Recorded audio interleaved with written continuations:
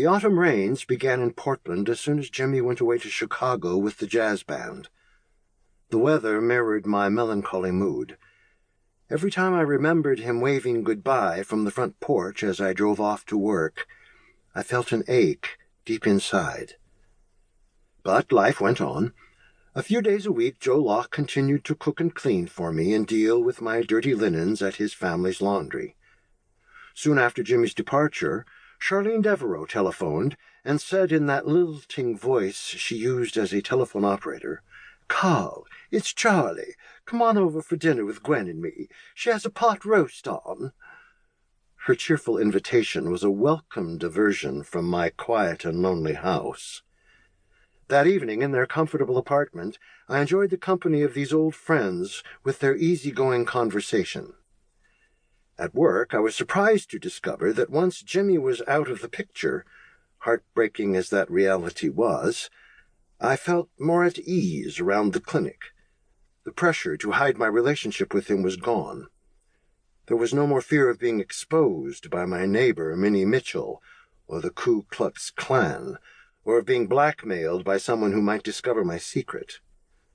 My bogus engagement to Gwen Cook was a known fact, and I felt comfortable that I could call on it to support the illusion of convention for public consumption. I began to feel that working with Doctors Gowan and Bleecker was not so bad after all, even though I knew they belonged to the Klan and wanted me to become a member. Bleecker took me aside one day, and rather than pressure me to join up, told me that he'd always agreed with my insistence on keeping careful medical histories. Although Gowan resisted the policy, Bleecker said he had encouraged him to adopt the practice, and Gowan was beginning to see how important it could be.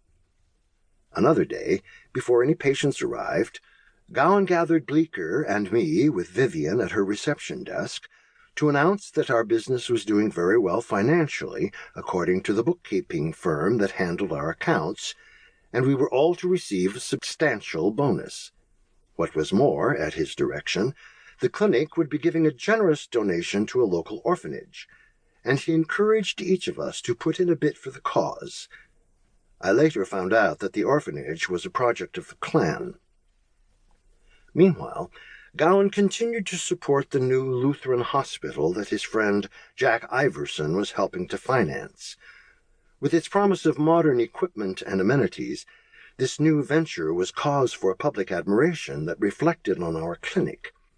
I began to feel that, although I held on to my reservations about him, Gowan was a tolerable sort. I was employed in an established business with a high-class clientele.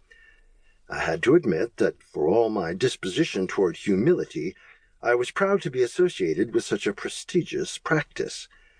Gowan was, at the end of the day, a shrewd businessman, and I was grateful to be relieved of the responsibility of running a small medical office all by myself, since I had grave doubts about my own business acumen and management abilities.